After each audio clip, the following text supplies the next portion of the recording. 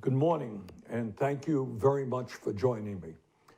I want to express to each of you my deep gratitude for helping to create an unprecedented grassroots political campaign that has had a profound impact in changing our nation. I want to thank the hundreds of thousands of volunteers who knocked on doors, millions of them, in the freezing winters of Iowa and New Hampshire, and in the heat of Nevada and in South Carolina, and in states throughout the country. I want to thank the 2 million Americans who have contributed financially to our campaign and showed the world that we can take on a corrupt campaign finance system and run a major presidential campaign without being dependent upon the wealthy and the powerful. Thank you for your 10 million contributions, averaging $18.50 a donation. I want to thank those who phone banked for our campaign and those of you who sent out millions of texts. And I want to thank the many hundreds of thousands of Americans who attended our rallies, town meetings, and house parties from New York to California. Some of these events had over 25,000 people, some had a few hundred, and some had a dozen, but all were important. And let me thank those who made these many events possible.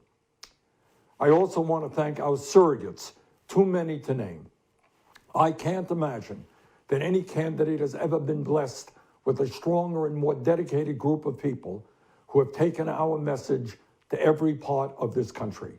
And I want to thank all of those who made the music and the art an integral part of our campaign.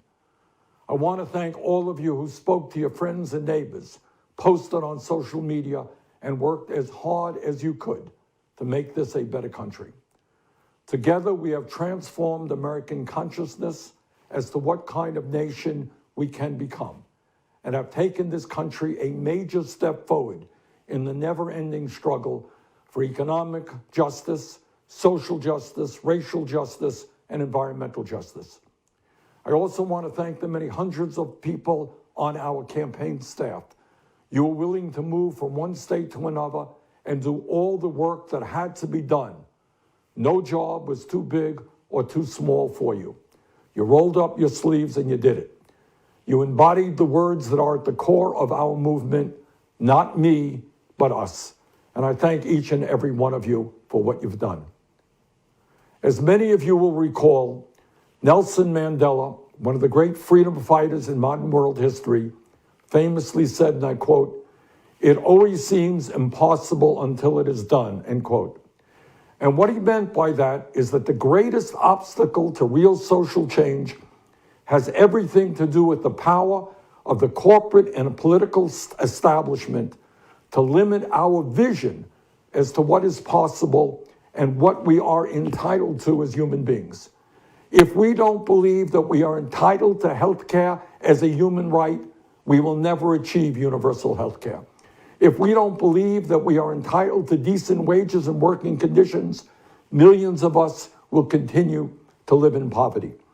If we don't believe that we are entitled to all of the education we require to fulfill our dreams, many of us will leave school saddled with huge debt or never get the education we need.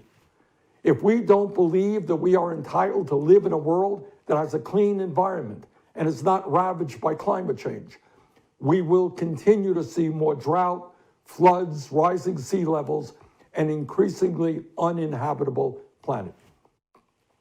If we don't believe that we are entitled to live in a world of justice, democracy, and fairness without racism, sexism, homophobia, xenophobia, or religious bigotry, we will continue to have massive income and wealth inequality, prejudice and hatred, mass incarceration, terrified immigrants, and hundreds of thousands of Americans sleeping out on the streets in the richest country on earth.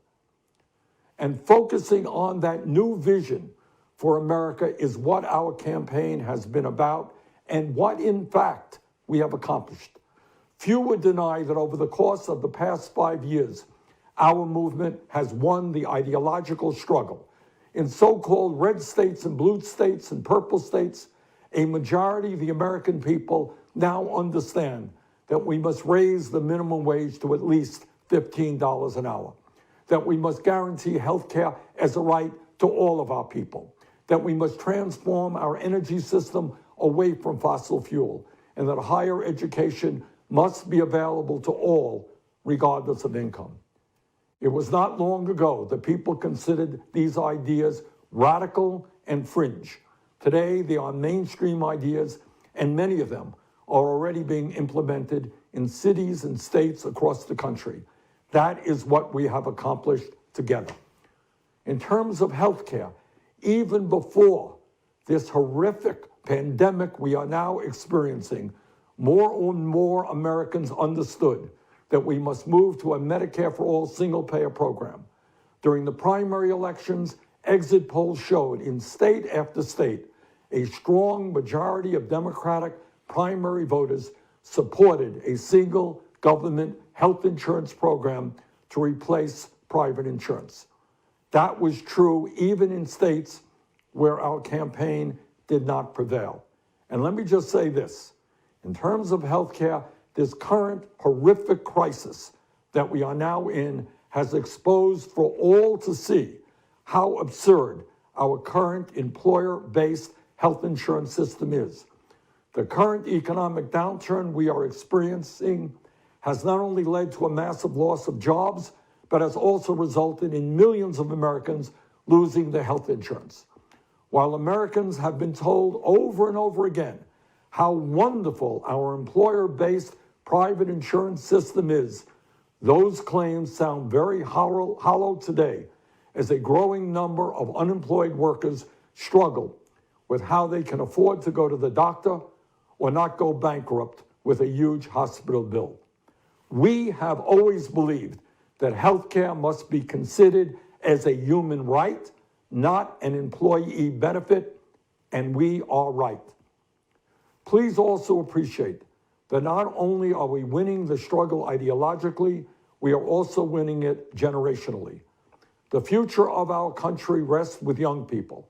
And in state after state, whether we won or whether we lost, the Democratic primaries or caucuses, we received a significant majority of the votes, sometimes an overwhelming majority, from people not only 30 years of age or under, but 50 years of age or younger. In other words, the future of this country is with our ideas. As we are all painfully aware, we now face an unprecedented crisis.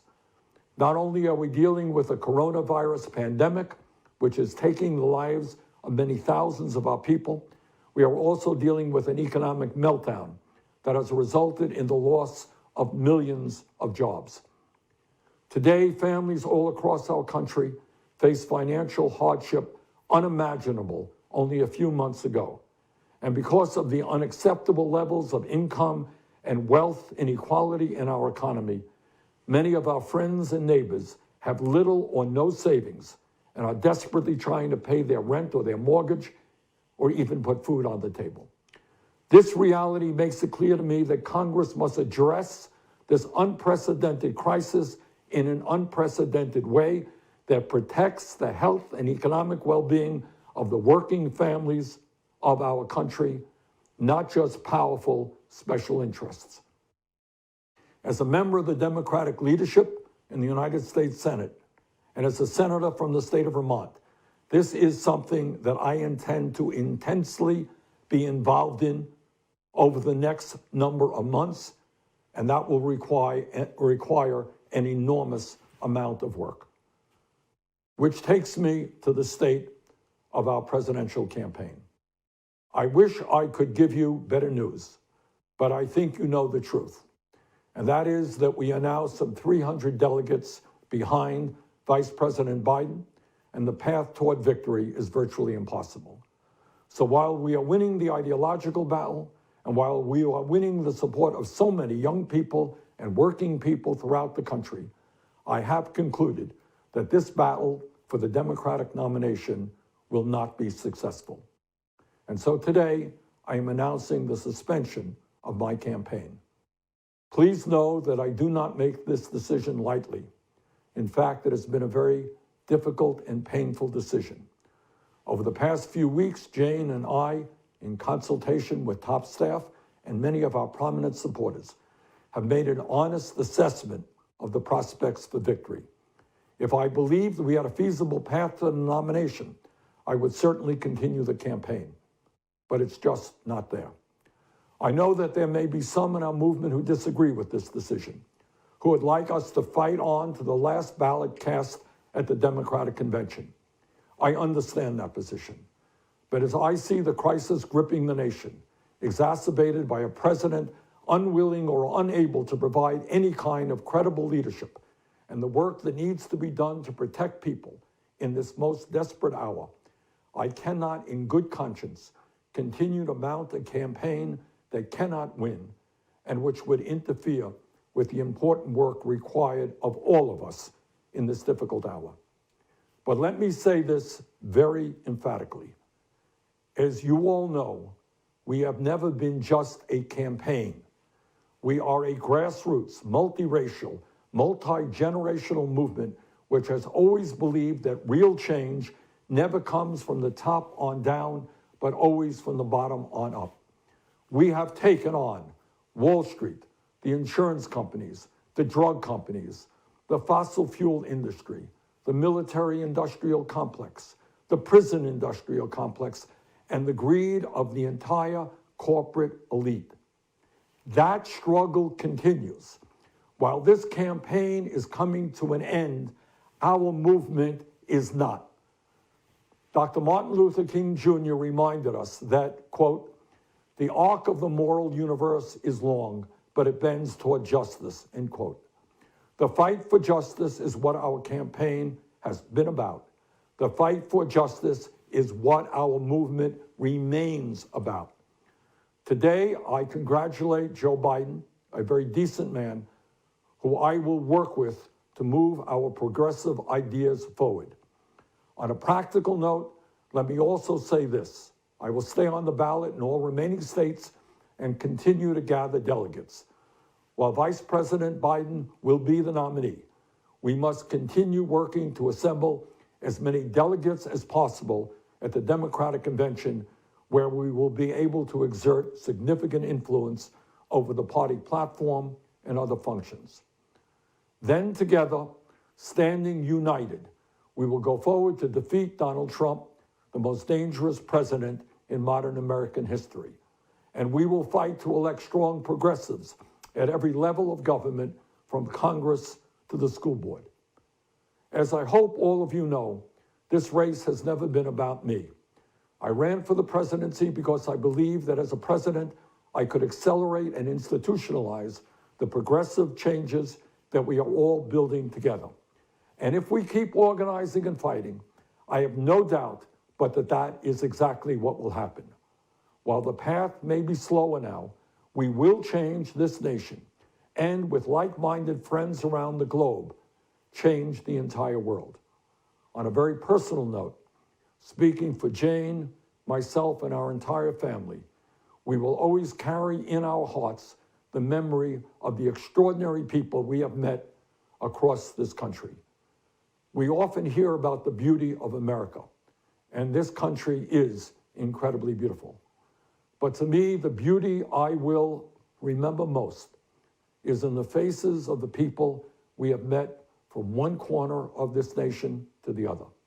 The compassion, love, and decency I have seen in them makes me so hopeful for our future. It also makes me more determined than ever to work to create a nation that reflects those values and lifts up all of our people. Please stay in this fight with me. Let us go forward together. The struggle continues. Thank you all very much.